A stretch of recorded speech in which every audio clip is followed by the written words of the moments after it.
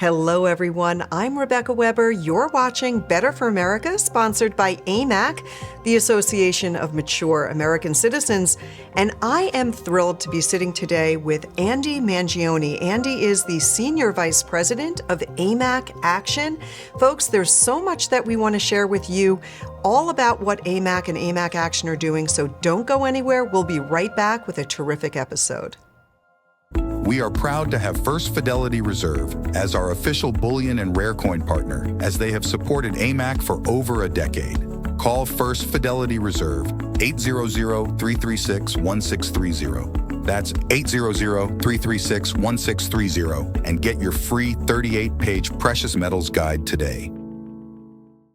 Hello, Andy. Thank you so much for being with me today. It's always great to sit down with you. How have you been? I've been very busy, but it's a good thing, Rebecca. I've been very well and honored to serve our members with AMAC Action, because that's what we do. Well, you know, Andy, I must say that I am overwhelmed with the amazing good work that you are leading. AMAC members are engaged. They're participating in what I like to refer to as calls to action. So I want to talk a little bit about what's happened since January in the first quarter of 2024 and how over 2 million AMAC members have been getting involved in the fight to right the course of America. So what has AMAC Action been involved in so far this year? It's been a very busy first part of the year, Rebecca, and as I mentioned, that's a good thing. Now, what we'd like to say at AMAC Action is our members do all the heavy lifting here. We coordinate call to action campaigns, and a call to action campaign is simply a notification for our members to engage on a specific issue. So far this year, we have launched 41 call to action campaigns across 38 states on these issues. And keep in mind, Reb, these issues are the ones that our members put into our portfolio. We've been active on anti-ranked choice voting bills, stopping non-citizen voting, opposing red flag laws. And a red flag law is when there's legislation that is enacted that will take guns away from lawful gun owners. We've been active in parental rights, among other issues. So we've launched all these call to action campaigns in states throughout the country. We've done national campaigns, and there's much more of the year left, so we're going to be even more active. But we're off to a very busy start, and thank God that our members are so highly engaged to make us look real good with some of these results. And it really makes a difference when we go to Washington and we say that we have over 2 million AMAC members that are in support of things like stopping non-citizens and illegal aliens from voting in our elections. People listen because they understand the power, the strength in numbers. And I just want folks who are listening, many of whom are AMAC members, to understand it's very easy to get involved. So when you become an AMAC member, when you join AMAC, of course, we offer great benefits, steep discounts. We want more of your hard-earned money to stay in your wallet. We also offer the AMAC magazine, which gets delivered directly to your mailbox. I love this magazine. This is the latest issue. Should be hitting your mailbox this week or last week. You may have received it. But I think the biggest reason why people are joining AMACs in droves is because of the work that we're doing on Capitol Hill. How else has AMAC Action represented AMAC members on important issues? Well, Reb, I mentioned the call to action campaigns, and that's just one component of what we do. I've had the opportunity to represent our members on a state level by submitting written testimony on behalf of the membership. I mentioned how many members we have in a specific state. Now, these issues that I've submitted written testimony, they concern ranked choice voting. And ranked choice voting, if you recall, is a complicated, complex way that skews election results, that throws out ballots. It's bad news. We are big believers in one person, one vote. So I was able to submit written testimony in Ohio, in Wisconsin, in Kansas, and in Georgia on behalf of the membership there, giving our members in those states the voice and amplifying it to state legislators to help either oppose bad ranked choice voting legislation or support good ones. We really give voice to our members, and we did it in another way too when we lobbied the state of Tennessee. We lobbied the state legislature there to pass a bill that would prevent the debanking of conservatives by large banks. Now, I want to recall the JP Morgan Chase campaign that we did last year, Rebecca. We sent over 90,000 messages, our members did, to JP Morgan Chase executives telling them to stop debanking people that have a conservative worldview. And this is how they do it. Big banks have distorted the definition of reputational risk scores. They now include people that believe in freedom of speech, that believe in religious freedom. In other words, conservatives. And what they do, they believe these people are a threat to these people and individuals. They believe that these people are a threat to the bank's reputation, so they cut off services. Well, we lobbied the Tennessee state legislature, and the debanking bill, the anti-debanking bill, passed both the House and the Senate and is awaiting the governor's signature to be signed into law. So that wasn't a call to action. That was directly lobbying the state legislature. So we represent our members in many different ways. So we help get this legislation passed in Tennessee, where these large banks won't be able to harass conservatives who happen to hold a worldview that they disagree with. Yeah, this is terrific work. So a lot of work on the election integrity front, a lot of work on the parental rights front. I want you to share a little bit more there in a moment. Working on protecting your Second Amendment, your First Amendment rights, of course, fiscal responsibility. All of these issues are really the issues that AMAC members come to us and say, these are the issues that we want you, AMAC, to focus on our behalf. So again, for people who are listening, you have an AMAC membership, let's just say, but you have not participated in our calls to action. How do people who are listening, who want to get involved and fill out these petitions or lobby their state legislatures, how do they sign up to do that, Andy? It's very easy. You can go to amacaction.org to become involved in our advocacy. But when we do these call to action campaigns, it's a benefit of membership. As you mentioned, Reb, the first thing that people should do is join AMAC. We have wonderful member benefits, but one of the member benefits that you'll experience is full-throated conservative advocacy in Washington, D.C., and in states throughout the country. And it's the way to get involved. These are email blasts that we send out, either compelling people to get out the vote or on a specific issue and making a request that they contact their state representative. It's just a simple point and click. It's very easy to get involved. We have specialized software that will ensure that your message as a constituent will get to your representative and that your voice gets heard. Yeah, and I want to remind people that this is no joke. AMAC is probably one of the most, if not the most, powerful when it comes to grassroots.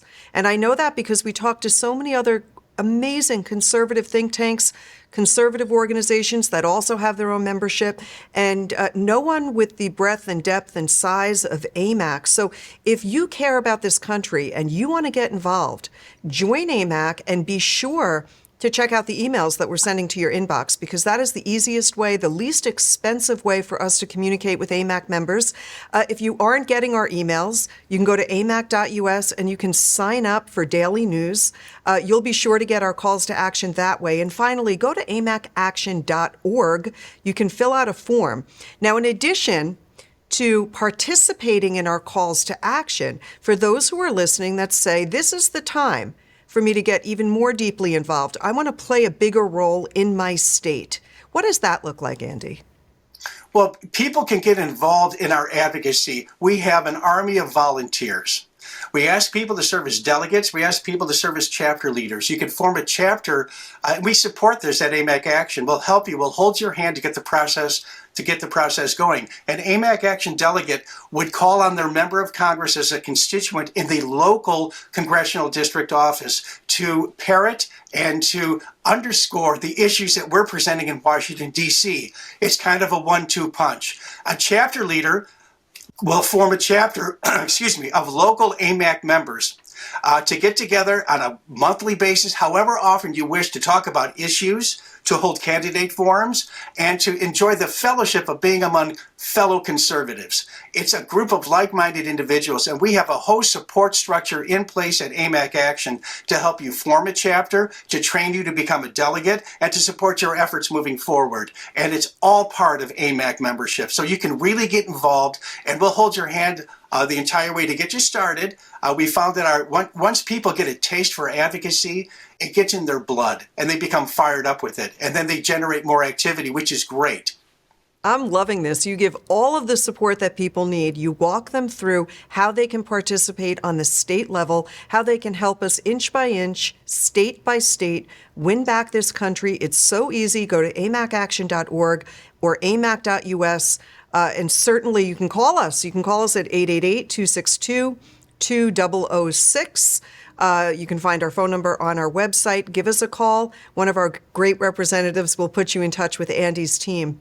So, Andy, just talking a little bit more about some of the calls to action, an area that's so near and dear to my heart is the issue of what's happening to our children, the indoctrination of children in schools, the way that schools are leaning into critical race theory, dividing classrooms based on race, and really trying to teach our children that the color of their skin is the leading indicator for all things in their life, which is absolutely entirely backwards. Additionally, diversity, equity, and inclusion, this DEI nonsense, is impacting all institutions and all, really not only our schools, but our corporations, our banks, as you pointed out. How has AMAC Action opposed the scourge of diversity, equity, and inclusion? And maybe explain what that exactly means for many of us who say these are crazy words that sound okay on their face, but this is bad news. Rebecca, it is a scourge, and I know how passionate you personally are about DEI. DEI is trying to fix equity of outcomes, as opposed to on the conservative side. What we're trying to do is encourage equity of opportunity. You can't fix equity of outcomes. You can't do that. So DEI, diversity, equity, and inclusion, is a Marxist tactic that divides people. And we have been opposing this, and it's infiltrated academic institutions all the way down to kindergarten to post-secondary education. You see it, it's become part of corporate boards. You're seeing it everywhere. It is something that, in my heart, I believe will pass, but we have to fight it. And we have been fighting it on a national and a local level. And one recent example is when we were solicited by a sitting state senator in the state of Kentucky who was fighting to get a DEI bill out of a committee there. Now, this bill passed the House, and it would have prevented DEI initiatives from being advanced in Kentucky's post-secondary institutions. She asked AMAC specifically, AMAC Action, to write a statement supporting the bill, which we did, and outlining, why DEI is bad news. We submitted it. She used it in the committee, and unfortunately, some politics are taking place there. There are a couple of squishy Republican senators with questionable allegiances that killed this bill in committee, but it doesn't mean that it'll come back in the next session. The point that I'm making here is that you described us as a conservative advocacy powerhouse. That is being recognized not only by legislators in Congress, but in states throughout the country. I did not know this state senator. She called me. We didn't call her. And I'm certainly glad that she did call us because we were able to act on her request. Yeah. Andy, when I think about DEI, I think about how it's just more government overreach. I grew up in the 70s and 80s, and as a young girl, I did not ever look at other people based, and judge them based on the color of their skin or the language they spoke or the accent they may have had. I just didn't do that. Why? Probably because I had a wonderful family. I had an incredible mother, an incredible father, a grandmother who raised me, around beautiful Bible songs, including Jesus loves the little children, all of the children of the world, yellow, red, black, and white, we're all precious in his sight. Jesus loves the little children of the world. And I think to myself, why aren't we going back to basics? Why aren't we encouraging the home, the family, the mother and the father, and explaining to our youngsters that is really, in my view, sort of the foundation for freedom. It starts at the kitchen table. It starts with your family. And I think that if we can embrace the values that made America so great, and some of those values are family, faith, very important here in America. But it seems that what's happening is that if you have a view that is against, DEI or critical race theory, if your views are conservative, if you believe in sharing the Bible with others, if you believe that we ought to have secure borders, if you believe that you ought to have the right to free speech, the right to bear arms, that we're attacked. And it is those very people that are attacking us and attacking our institutions and the very foundation of America that are destroying America. Andy, this is why it is so important that everyone who's listening, and I'm going to ask everybody a big favor. If you're listening now, the next person you have lunch with or you see or go to the movies with, will you ask them if they've ever heard of AMAC? Because our issue is, we want to take every dime and dollar that comes in and pour it into action, getting things done on Capitol Hill and at the state level. And what's been really tough is trying to get the word out. And because it's expensive, people understand advertising is expensive, marketing is expensive. The best thing you can do is to tell your friends and family all about AMAC. There's so much that we're doing. Before I let you run, Andy, tell us a little bit more about some of the other issues and looking into the future, AMAC Action's plan as we get closer and closer to the big election in November. Well, Reb, we've been involved in other issues as well. And again, these are long-term issues that we've been focused on. We've been working very hard to bring transparency to pharmacy benefit manager, anti-competitive business practices. We spent the first part of this year in the Senate. They have several bills that they're advancing. The real work is going to take place in the House, where they have to reconcile their efforts with the Senate efforts. But the narrative for PBM reform is going to remain strong because, unfortunately, rural pharmacies, independent pharmacies, and some small chain pharmacies are closing in some part due to PBM anti-competitive business practices. And what that means is that seniors can't get access to medications. So the narrative is going to remain strong. We're going to remain very involved on this issue, fighting for PBM transparency that will lower drug costs for everybody. Now, you mentioned the election. It's a huge election. We just launched an initiative in 13 states. These are key states where we're asking our members to become a poll observer or an election worker. And when you receive these emails, we ask that you please consider doing this. Now, AMAC Action leadership worked at the 2022 midterm elections. I did. We cannot ask our advocates and our members to do something that we want ourselves do. It was a wonderful experience for me. It was a 5 a.m. to 7 p.m. proposition, but I'm going to do it again in 2024. The reason being, we need as much conservative scrutiny on this election to make sure that the left doesn't come in there and corrupt it. It's as simple as that. Usually, yes.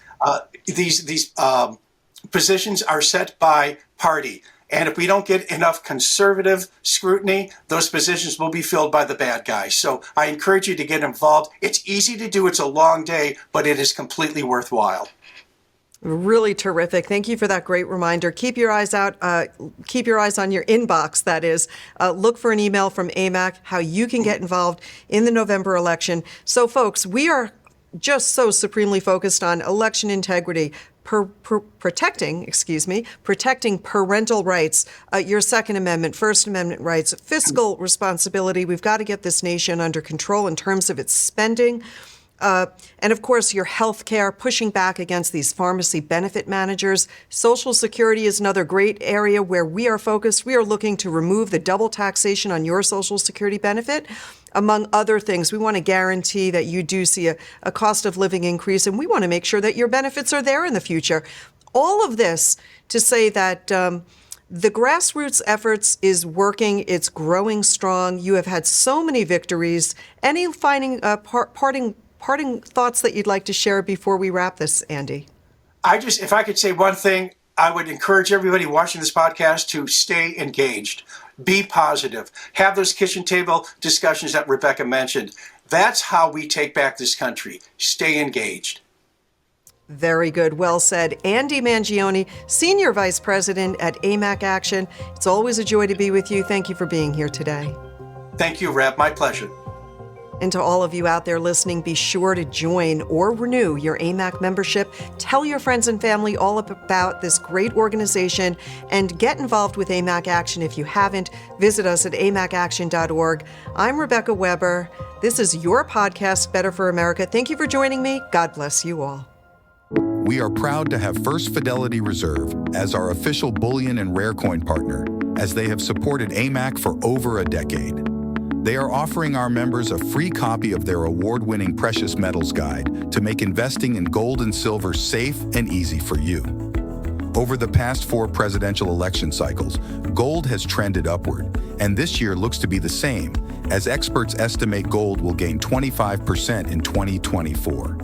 So, don't miss out on $2,500 gold. Call First Fidelity Reserve, 800-336-1630. That's 800-336-1630, and get your free 38-page Precious Metals Guide today.